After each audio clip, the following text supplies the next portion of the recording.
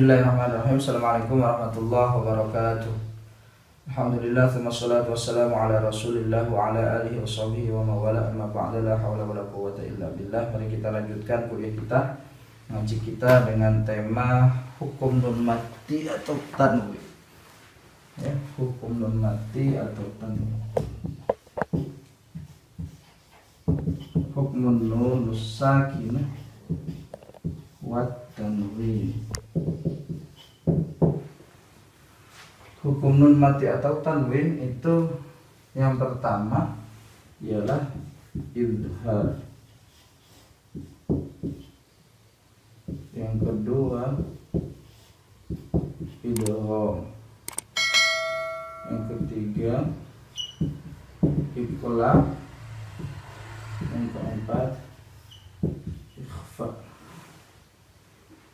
Idhar secara bahasa artinya jelas. Secara istilah ialah mengucapkan dengan jelas bunyi atau suara nun mati atau tanwin ketika bertemu dengan huruf-huruf halqi. Huruf halqi atau huruf tenggorokan. Huruf halqi itu jumlahnya ada 6, ialah hamzah, ha, kha, ain, ghain, ha. Itu hurufnya. Jadi kalau ada nun mati atau tanwin, tanwin itu baik fathah tanwin, kasrah tanwin atau dhammah tanwin bertemu dengan ini, maka berlaku hukum idhar. Misalkan seperti contoh wallahu alimun hakim.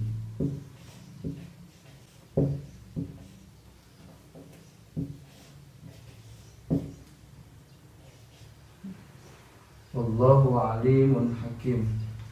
Allah itu zat yang maha mengetahui lagi maha bijaksana.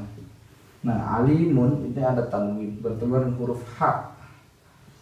Nah, ini disebut sebagai idhar. Bunyinya harus jelas, bunyi tanwin atau bunyi nun mati. Nah, sebelum kita lebih jauh, kita harus tahu bedanya antara nun mati atau tanwin. Nun mati itu nun yang memiliki tanda baca sukun, yang memiliki derajat sukun. Nah, sedangkan tanwin ialah sautu nunis sakinah, suara nun mati.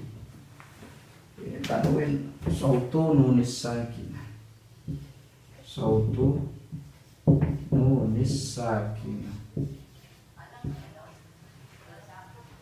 suara nun mati. Jadi dalam hukum ini, dalam hukum nun mati dan tanwin, setiap ada suara nun mesti ada masalah. Setiap ada suara nun mati mesti ada masalah. Baik itu nunnya jelas dan berharokat sukun, ya, baik itu nunnya jelas bersukun atau nun yang tersembunyi dalam sebuah harokat tanwin, fathah, kasrah, dhammah, tanwin. Oke, kita lanjutkan. Ada idgham. Idgham ini terbagi menjadi dua, ada idgham bila gunnah, ada idgham bi gunnah. Idgham bila gunnah ialah apa? Idgham artinya memasukkan secara bahasa, secara istilah ialah memasukkan bunyi atau suara nun mati atau tanwin ke dalam huruf-huruf idgham. Huruf idgham itu ada 6, ya, nun, mim, waw, serta lam dan ro. Ada 6.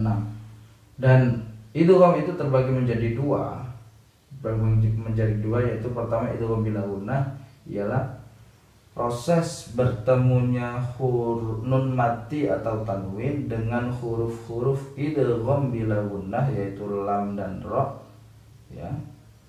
Dan dilakukan dengan tanpa berdengung. Misalkan seperti contoh misalkan illam yakul lahum syai'a. Ini contohnya, illam yakul lahum. Nah, illam yakun lahum, ini nun mati bertemu lam, nun mati bertemu lam. Ini idgham bila gunnah. bacanya langsung cepat. Bunyi nun matinya, suara nun mati atau bunyi nun mati langsung lebur ke dalam huruf lam tanpa berdengung, ke dalam huruf lam dan ro. Ini hurufnya lam dan ro. Illam yakul lahum, illam yakul lahum, ya, atau minnu, atau mar rabbus samawati wal ard, atau man rabbus samawati wal ard. Misalkan nun mati ketemu ro langsung mar rabbus sama, tanpa didengungkan, tanpa ditahan. Nah, sedangkan bi gunnah itu hurufnya ialah proses memasukkan nun mati bertemu dengan huruf-huruf ya, nun, mim, wawu dengan cara berdengung. Dengan cara berdengung yaitu mendengungkan huruf ya, nun, mim, wawu dengan tempo qaddaruha gunnataini, kira-kiranya 2 kali, 2 ketukan. Ini kira-kiranya 2 ketukan. Hurufnya ya, nun, mim, waw. Misalkan contohnya may yasha. Misalkan contohnya nun mati bertemu ya idgham bi gunnah. Contohnya may yasha. Itu contohnya. Misalkan ada lagi yang gampang, ulaika ala hudam mir rabbihim, hudam mir rabbihim, 2 kali ketukan, hudam mim, tanun ketemu mim, ulaika ala hudam mir rabbihim, mir itu suara idgham bila mir rabbihim wa ulaika humul muflihun. Surah Al-Baqarah ayat 5 yang sering kalian baca. Surah Al-Baqarah ayat 5. Kita lanjut, ada iqlab. Kita cepat saja ya supaya cepat selesai. Ada iqlab. Iqlab artinya berbolak-balik, secara istilah ialah mengganti atau berbaliknya bunyi nun mati atau tanwin. Nun mati atau tanwin ke dalam huruf mim menjadi huruf mim. Hurufnya itu ada 1 yaitu huruf ba. Misalkan contohnya mim ba'di, min ba'di. Biasanya karena iqlab ini huruf yang unik, materi yang unik Al-Quran, kemudian dalam mushaf standar Indonesia biasanya ditandai dengan huruf mim kecil. Ini huruf namanya mim iqlab. Mim iqlab. Biasanya ini supaya kamu paham, pembaca paham bahwa setiap bunyi nun mati bertemu ba ini nun matinya atau tanwinnya akan lebur menjadi huruf mim. Mim ba'di qaddaruha iqlaban, kira-kira iqlab itu pakai 2 harokat. Harus pakai 2 harokat dengan mim ba'di, mim ba'di. Nah, ikhfa terakhir ada ikhfa yaitu samar. Ikhfa artinya samar, secara istilah ialah proses menyamarkan bunyi nun mati atau tanwin ke dalam huruf-huruf 15. Huruf-huruf 15. Huruf ini disingkat dalam sebuah syair dalam kitab Jazariyah, itu kitab Jazariyah, kitab tajwid. Syairnya berbunyi ini, akan saya tulis. Sifdzatsana kam jada sahsun qad sama dum thayyiban zidfi tuqan do 5. Sif berarti 1 2 3 4 5 6 7 8 9 10 11 12 13 14 15. Setiap awal kalimatnya sif dha thana kam jada syakhsun qad sama dum tayyiban zid fi tuqan da' zalima. Sif berarti shad, hurufnya ialah shad, zal, tha, kaf, jim, shin, qaf, sin, dal, ta, zai, fa, ta, dha, ya, dad maupun dha, itu hurufnya.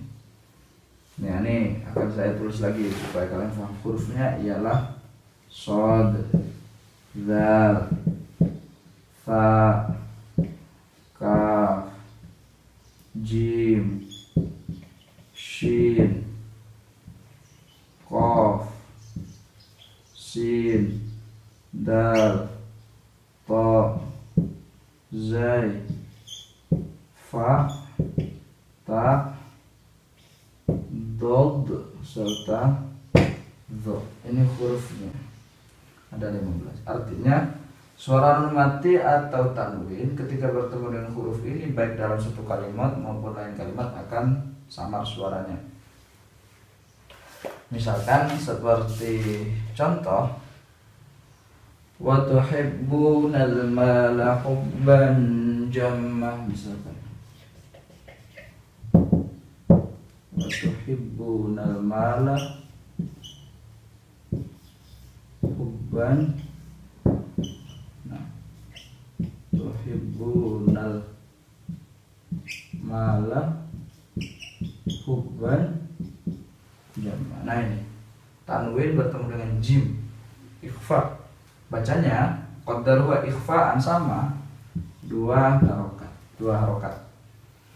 Bacanya, teknik bacanya, a'udzu billahi minasyaitonir rajim wa tuhibbunal mala hubban jamma, dengungnya dua. Wa tuhibbunal mala hubban jamma, wa tuhibbunal mala hubban jamma. Ini contoh. Dan tidak semua itu harus diikhfakan dengan bunyi eng.